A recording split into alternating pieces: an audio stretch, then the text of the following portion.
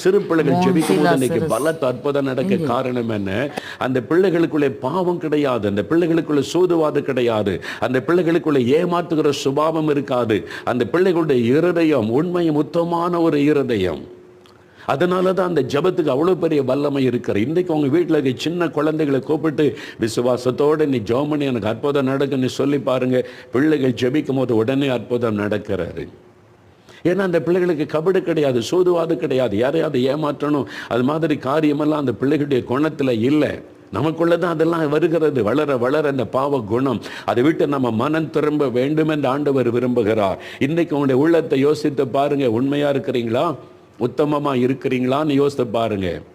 குற்றமற்ற ஒரு வாழ்க்கை வாழ்றீங்களான்னு யோசித்து பாருங்க. இன்றைக்கு எல்லாம் விட்டு ஆண்டு விட்டு ஒப்பு கொடுங்க. ஆண்டவரே, நான் உண்மையும் உத்தமமான ஒரு வாழ்க்கை வாழ என்னை ஒப்பு கொடுக்கிறேன். உங்களை ஒப்பு கொடுத்து